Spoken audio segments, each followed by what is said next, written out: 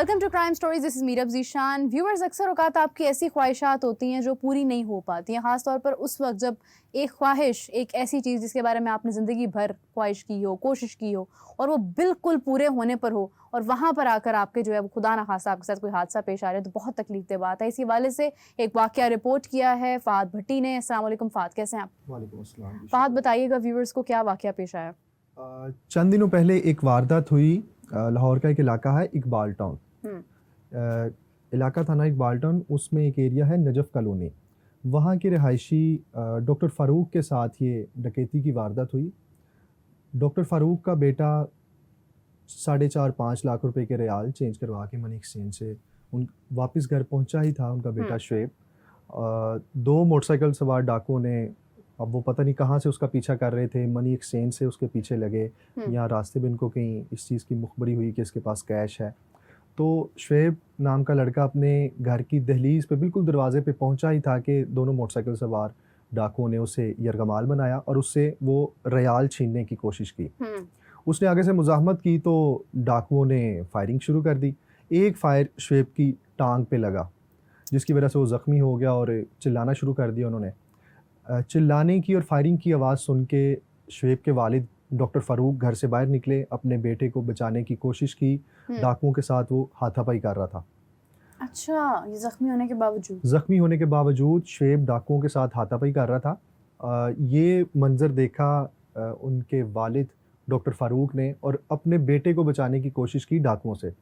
डाकुओं ने डॉक्टर फ़ारूक को पीछे की तरफ धकेला और पैसे छीने उनके बेटे से जो ऑलरेडी ज़ख्मी था।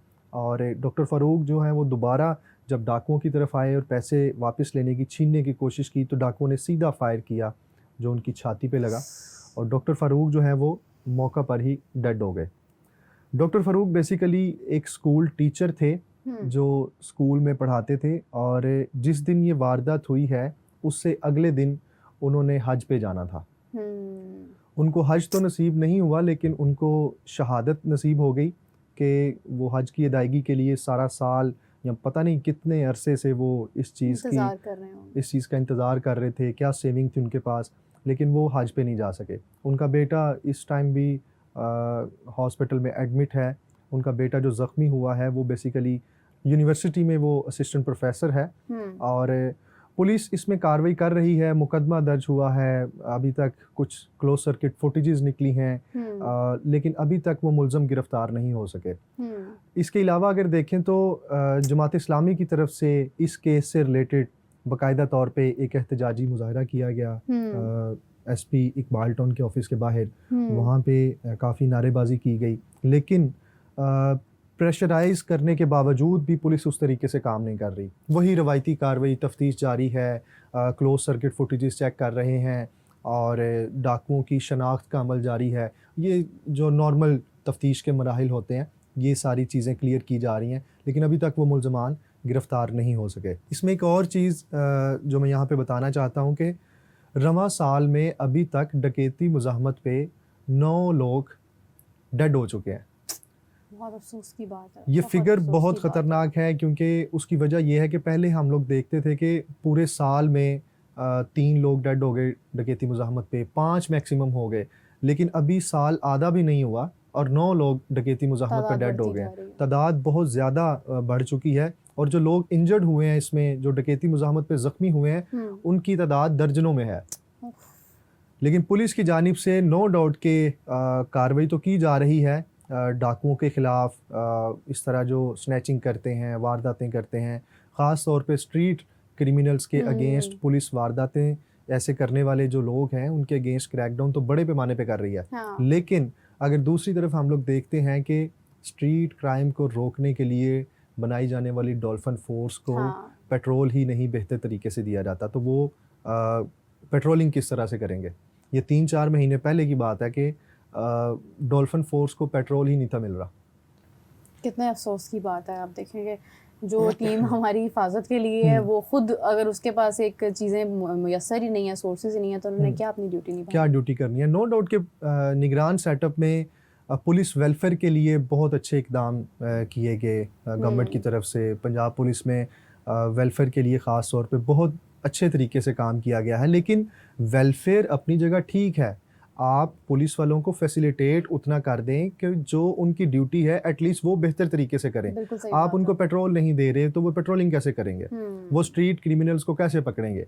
डॉल्फिन फोर्स, अरबों रुपए की लागत से डॉल्फिन फोर्स बनाई गई थी, और अब वो बेचारे सिर्फ नाके लगा के खड़े होते हैं। चंद एक डॉल्फिन एहलकार हमें नजर आते हैं जो कहीं पेट्रोलिंग कर रहे होते हैं। अभी भी आप मोस्टली देख लें तो डॉल्फिन एहलकार कहीं पेट्रोलिंग करते हुए नजर नहीं आते। तो स्ट्रीट क्राइम की वारदातें तो इसी तरह बढ़ेंगी। बिल्कुल सही बात है। आए रोज ऐसी वारदातें देखने को मिल रही हैं। अभी कल परसों की बात है, मनावा वाली साइड पे, ये कैंट एरिया लगता है, कैंट डिवीजन है बेसिकली ये, वहाँ पे डकैती मुज़ाहमत पे एक शख्स को ज़ख्मी कर दिया गया। और इसी तरह अगर हम ओवरऑल बात करें, पूरे लाहौर में 9 लोग डेड हुए हैं, लेकिन सबसे ज़्यादा तादाद सदर डिवीजन की है। पुलिस की जो डिवीजन है सदर, वहाँ पे 4 अफराद को रवां साल में डकैती मुज़ाहमत पे कत्ल किया गया है। बहुत अफसोस की बात है। और आप देखें कि मुझे दुख इस चीज़ का है कि एक शख्स है, वो मतलब उनकी एज क्या है, उनका बेटा जवान है और उन्होंने जाना था। ये वाक़या भी मतलब डे टाइम पेश आया? ये रात के वक्त वाक़या पेश आया था। रात भी कोई इतनी ज़्यादा नहीं थी। मतलब ज़ाहिर है जो टाइम होता है करेंसी चेंज करवाने हाँ का, जी, वही शाम का मगरिब वक्त के होगा। फ़ौरन बाद का हाँ। ये वक्त था, तब ये इंसिडेंट हुआ था। बहुत अफसोस की बात है, क्योंकि देखें कि एक तो ये है कि अभी फहद और मैं हम यही डिस्कस कर रहे थे कि जितने भी लोग आजकल जो क्राइम में मुलविस हैं, जो क्रिमिनल एक्ट्स कर रहे हैं, उनकी एज ब्रैकेट जो है वो तकरीबन 20 से 25 आपने बताया बिल्कुल कि उनकी ये एज ब्रैकेट है। और आप देखें कि हमारी यूथ है और कहाँ पर जा रहा है ये वक्त। और मुझे तो ऐसा लगता है कई इसमें ऐसे भी क्रिमिनल्स हैं जिनकी फैमिलीज को पता ही नहीं होता कि उनके बच्चे क्या कर रहे हैं। नहीं होता। देखें, of the record police officers जो हैं वो हमें ये चीज़ें बताते हैं कि मोस्टली आजकल के दौर में अगर हम देखते हैं तो यंगस्टर ऐसी वारदातें कर रहे हैं। एक पुलिस ऑफिसर का ये कहना था कि अगर आपके पास एक अच्छी मोटरसाइकिल और एक पिस्टल है तो आप एक अच्छे गैंगस्टर बन सकते हैं। मतलब कितना आसान हो गया, कितना आसान हो गया।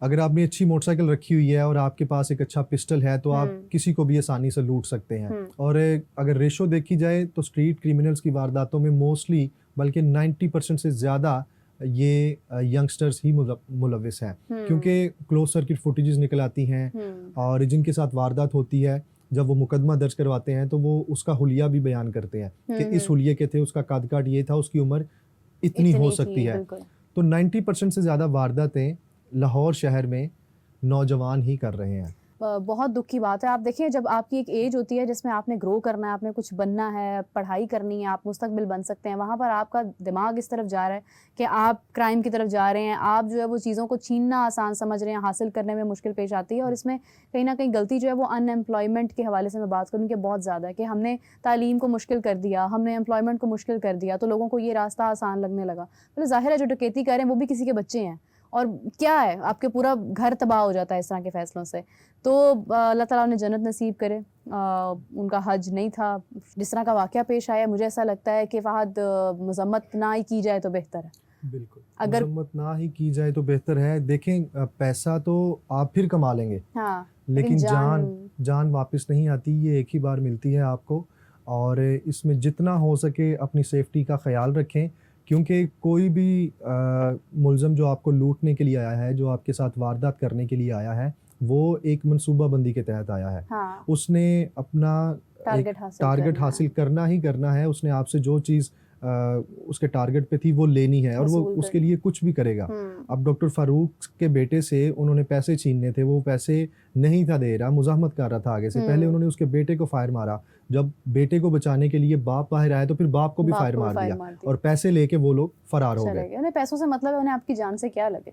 तो आपकी जान जो है वो आपके अपने हाथ में है, उसकी हिफाजत करें और पैसे को अहमियत इतनी ज़्यादा मत दें। ठीक है, मुश्किल थी, ज़ाहिर है जाना था, प्लान्स थे, लेकिन जान से बढ़ के फिर भी कुछ नहीं है। अगर कोई आपको लूट कर जा रहा है तो आप क्या ही बिगाड़ सकते हैं उसका। उसके हाथ में पिस्टल है, आप अपने आप को कितना डिफेंड कर सकते हैं।